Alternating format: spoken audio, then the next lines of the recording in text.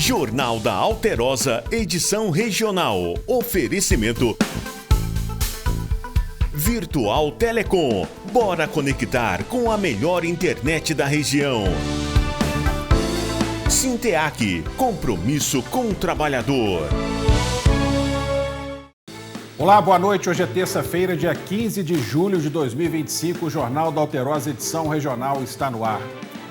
Preso encontrado morto dentro de penitenciária em Juiz de Fora. O detento era natural de Leopoldina. Foi identificado como Rafael Gomes Campos, de 37 anos, o detento natural de Leopoldina, que foi assassinado dentro da penitenciária Professor Ari Osvaldo Campos Pires, em Juiz de Fora, nesta terça-feira. 2 presos assumiram a autoria do crime. Segundo a Secretaria de Estado de Justiça e Segurança Pública de Minas Gerais, nesta terça-feira, policiais penais foram acionados por colegas de cela de Rafael e, ao chegarem ao local, o encontraram suspenso na porta da cela por uma corda amarrada ao pescoço, já sem vida. Os detentos assumiram o crime. A secretaria informou ainda que todas as providências administrativas foram tomadas pela direção da unidade prisional, que instaurou um procedimento interno para apurar administrativamente as circunstâncias do ocorrido. Os presos que dividiam a cela com Rafael serão ouvidos. O caso está sendo investigado pela Polícia Civil. Ainda de acordo com a Secretaria de Estado de Justiça e Segurança Pública, Rafael Gomes Campos havia sido admitido na penitenciária no dia 18 de novembro de 2024 e possuía registros de passagens pelo sistema prisional desde 2008. De Leopoldina, Liriane Rodrigues. Reviravolta na morte do homem que morreu no bairro Jockey Club 2, em Juiz de Fora. A Polícia Civil acredita que ele pode ter sido espancado. Familiares e amigos de Matheus Alexandre Alves Esteves querem respostas sobre a morte dele no bairro Jockey Club 2, em Juiz de Fora. O crime aconteceu no dia 1º de julho. Ele morava no Alto Grajaú, ele só ficava naquelas redondezas ali. E aí ele foi pra lá, né? E de lá ele ficou 2 semanas só, até acontecer essa tragédia, né? Matheus foi encontrado pelo SAMU, caído na rua do bairro, alegando que havia sofrido um acidente em uma pedreira. Falou que ele tinha caído da pedreira, né? Mas que logo em si ele morreu, né? Mas o porém é que ele não tinha uma lesão, não tinha um machucado, não tinha nada. Para a Delegacia de Homicídios, Matheus morreu por espancamento e não por acidente. O que tem dificultado o trabalho da polícia é o medo da população em denunciar os agressores. Em relação à morte desse rapaz, o que eu posso informar é que a gente está investigando, a Polícia Civil instaurou um procedimento próprio, né, para investigar o crime, uma vez que foi registrado inicialmente, ele teria relatado que caiu de uma pedreira. Mas, de acordo com o local que ele foi encontrado, estava consciente ainda, com essa fala, a gente verificou que não é coerente, né, que não se trata, de fato, de um acidente, mas sim de um crime violento. E, provavelmente, ele foi ameaçado, motivo pelo qual falou que teria caído. Mas a Polícia Civil está investigando. A pedreira fica muito longe desse local? Fica bem longe do local onde ele foi localizado e socorrido. Então, não tem como ele ter arrastado, caminhado, né, de onde ele teria caído, que ele falou que teria caído, até o local que ele foi encontrado, em razão das lesões que ele apresentava. A família quer entender o que aconteceu, se ele caiu ou se mataram ele, né, porque a gente não sabe o que aconteceu. Se a população ficar temerosa, a gente tem o 181, né, que você consegue dar informação de forma anônima, com toda a segurança, e auxilia demais a polícia, porque a gente trabalha com prova, né, e a informação através da população é extremamente importante e contribui muito para elucidar os crimes. A criança de 6 anos, possivelmente envenenada pela madrasta em Cataguases no último fim de semana, foi transferida da Santa Casa de Misericórdia de Cataguases para o Hospital Santa Isabel, em Ubá. O pai da criança, de 51 anos, também foi intoxicado e segue internado em estado grave na Santa Casa de Cataguases. Segundo a PM, a criança sofreu uma parada cardiorrespiratória no dia do crime. O pai chegou a socorrer o filho, mas logo depois também começou a apresentar sintomas como convulsão. A criança não morava com o casal e passava o fim de semana com o pai. A Polícia Civil continua investigando o caso. Nesta terça-feira, outras pessoas foram ouvidas e novas diligências foram feitas no local do crime. A madrasta, após servir o marido e o menino, se matou. Um perito já esteve na casa e coletou vestígios como um frasco com líquido de coloração incomum, possivelmente o veneno, alimentos, um objeto cortante e um celular carbonizado. O feijão servido pela madrasta está sendo periciado e o corpo da suspeita passa por necrópsia.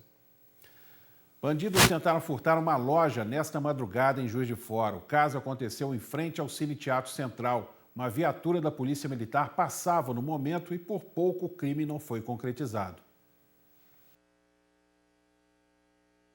As imagens mostram o momento em que os criminosos começam a sondar a loja. Pouco tempo depois, eles conseguem arrombar o vidro da porta. Eles só não conseguiram entrar, pois no momento passava uma viatura da Polícia Militar. O crime aconteceu aqui em frente ao Cine Teatro Central de Juiz de Fora. Os estilhaços à porta ainda estão aqui no local. Laís, não é a primeira vez que isso acontece. Não, foi pela segunda vez já, em menos de 2 meses, mais ou menos. E dessa vez, por pouco, ele não levou alguma coisa? Não, por pouco, né? Graças a Deus, ele não levou nada. Como é que foi na hora? Conta pra gente. Eles tentaram, né, conseguiram arrombar a porta, mas aí fez um barulho muito forte e estava passando uma patrulhinha. Eles não conseguiram entrar, eles se assustaram. Mas eles não foram presos, né? Não foram presos. Então vocês agora esperam mais segurança também? Com certeza, né? Tem que ter mais segurança, né? Pra gente trabalhar mais tranquilo, né? E ter liberdade também, porque tá demais. Bom, por falar em segurança, a criminalidade tem sido uma preocupação constante dos comerciantes de Juiz de Fora. E não é apenas na região central. Na Zona Sul, na segunda-feira, fios de cobre foram furtados e 4 lojas tiveram prejuízos na rua São Mateus. Uma delas não teve como funcionar. Vai ser uma segunda de folga, mas já virou uma segunda de resolver pepino. Nós tivemos os nossos fios elétricos furtados lá no estúdio, tanto eu quanto os comerciantes do lado, das lojas do lado. Nós tivemos os fios de cobre roubados e hoje já acordei com as meninas, minhas vizinhas da loja me ligando para a gente poder ir lá resolver. A CEMIG não se responsabiliza, a prefeitura não se responsabiliza e mais uma vez o empreendedor no Brasil é que se lasque, não é mesmo? E aí a gente vai ter que absorver esse prejuízo e ainda estamos sem energia, as coisas na geladeira estragando, enfim, uma dor de cabeça danada. Como a CEMIG não faz esse reparo, cada um dos 4 comerciantes ficou com prejuízo de R$1.000 para restabelecer a perda dos fios. Uma carreta-tanque avaliada em aproximadamente R$700 mil foi recuperada pela Polícia Militar Rodoviária durante a Operação Sentinela das Estradas em Juiz de Fora. O veículo havia sido tomado de assalto na rua Simeão de Farias, no bairro Santa Cruz, e foi localizado pouco tempo depois na BR-267, no entroncamento com a BR-040. Ao receber ordem de parada, o condutor iniciou uma fuga em alta velocidade pela rodovia, zigue-zagueando e colocando outros motoristas em risco. A perseguição seguiu por cerca de 7 quilômetros, até que na BR-040 o suspeito perdeu o controle e colidiu contra a grade de proteção da rodovia após ter os pneus furados. O homem de 38 anos já tem passagens por furto de veículos na zona norte da cidade. Ele foi levado ao HPS e em seguida encaminhado à Delegacia de Polícia Civil. Avistar a viatura da PRV, o motorista da carreta empreendeu fuga. Ele alcançou a alça de acesso da BR-040, sentido Rio de Janeiro, e evadiu em alta velocidade. Ele chegou a atingir com a carreta a velocidade superior a 120 km por hora. Por 3 vezes ele quase se acidentou. A abordagem só foi possível porque, durante a fuga, o caminhão acabou subindo no guarda-reio, que divide as pistas da BR-040. E como haviam vários pneus furados, ele não conseguiu evadir a partir daí. Nós fizemos a abordagem e apreendemos o condutor da carreta, que já está sendo preso pela 3ª vez por furto de veículo. Em Juiz de Fora, uma briga de família quase terminou em tragédia. Uma briga de família quase terminou mal nas proximidades do bairro Grama, em Juiz de Fora. De acordo com o boletim de ocorrência, uma filha de 16 anos teria visto os pais discutindo. O pai estava com uma machadinha nas mãos. Neste momento, ela gritou para que ele largasse o objeto. Como ele não fez isso, ela pegou uma faca. O pai dela, então, utilizou um material de madeira e jogou contra a filha, que imediatamente foi para cima do pai com a faca. Ainda segundo o boletim de ocorrência, o motivo da briga ainda não foi determinado. A Polícia Civil vai investigar as causas. o homem já teria histórico de violência doméstica.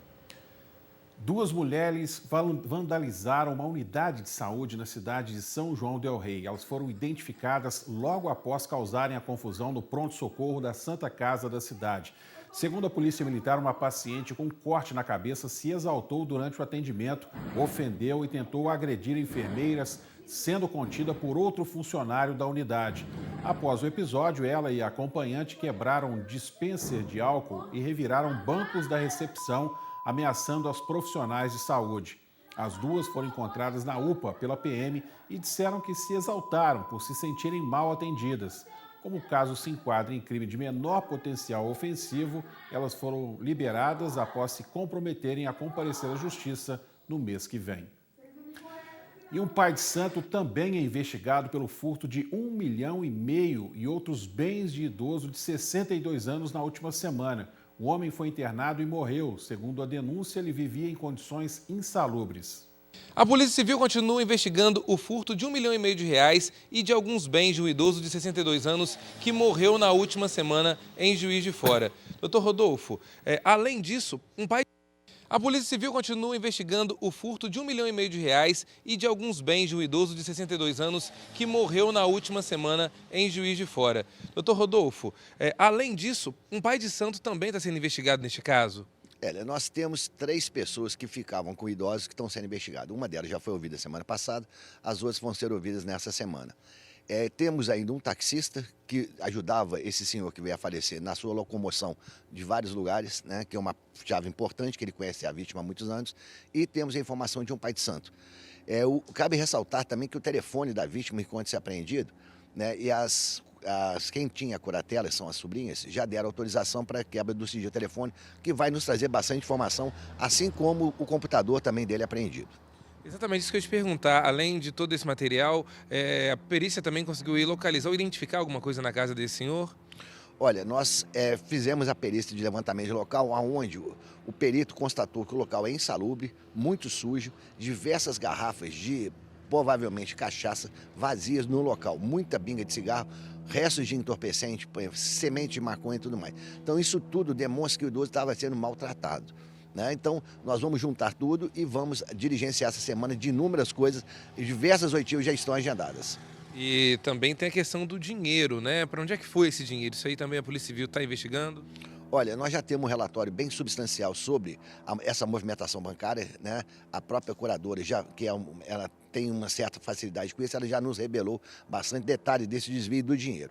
Nós temos também uma moto, nós estamos colocando impedimento administrativo, que era dele, estava emprestada, a pessoa, né, agora vai, com essa notificação, ela vai nos entregar a moto para poder levar ao espólio da vítima. Uma pausa rápida no Jornal da Alterosa, até já.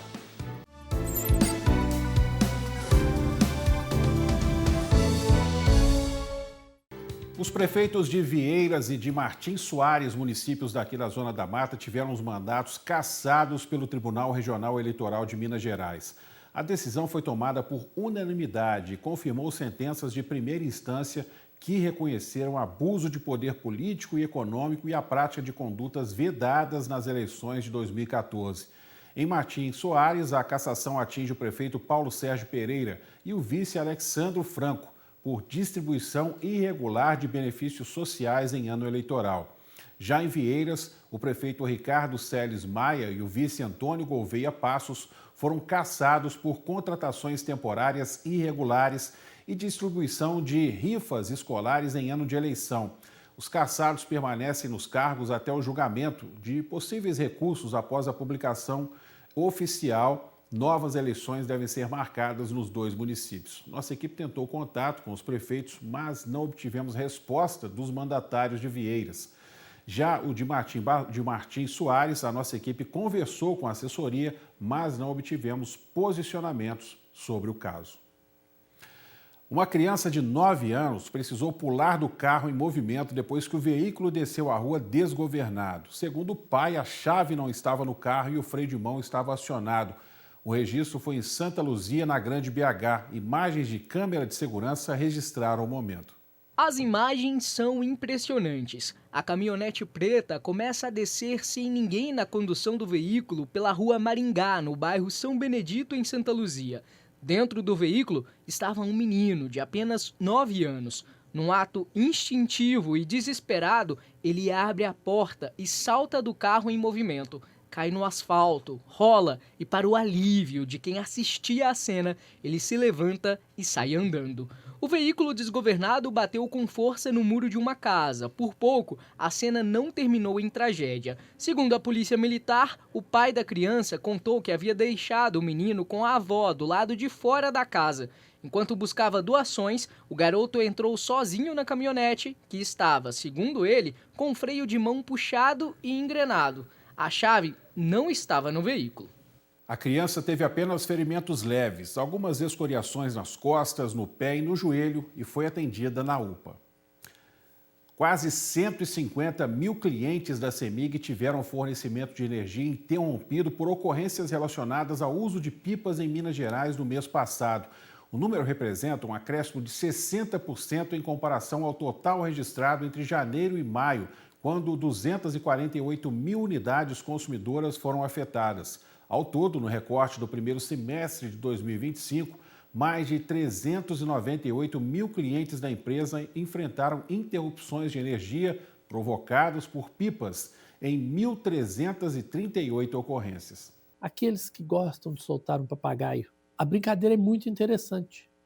Ela deve ser feita longe de fios de redes elétricas e linhas de alta tensão, porque o papagaio, de alguma forma, ele vai acabar ficando preso naquela fiação e a tentativa de retirada pode resultar em acidentes graves e fatais. As instalações elétricas das casas devem utilizar o IDR, é um dispositivo que fica lá no quadro de chaves que protege em caso de choque elétrico. Aquela instalação, o disjuntor geral se desliga imediatamente, evitando consequências mais graves do choque elétrico. A 36ª edição do Festival Internacional de Música Colonial Brasileira e Música Antiga acontece entre os dias 25 de julho e 2 de agosto de 2025 aqui em Juiz de Fora. Este festival é o mais antigo do Brasil no seu gênero e se destaca como referência no cenário cultural nacional e internacional. A programação é de graça e formada por concertos, conferências e oficinas. A edição de 2025 também marca a primeira década em que o evento é produzido exclusivamente pela Pró-Reitoria de Cultura, a partir da incorporação do Centro Cultural Pro Música pelo UFJF, oficializado em 2011. A programação completa você encontra no site ufjf.br. E assim a gente termina essa edição. Amanhã a gente se encontra às 6:50 da noite com mais informações aqui no Jornal da Alterosa. Boa noite e até lá.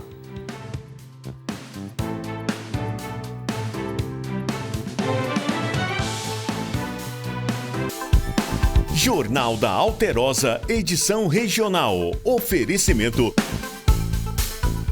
Virtual Telecom. Bora conectar com a melhor internet da região.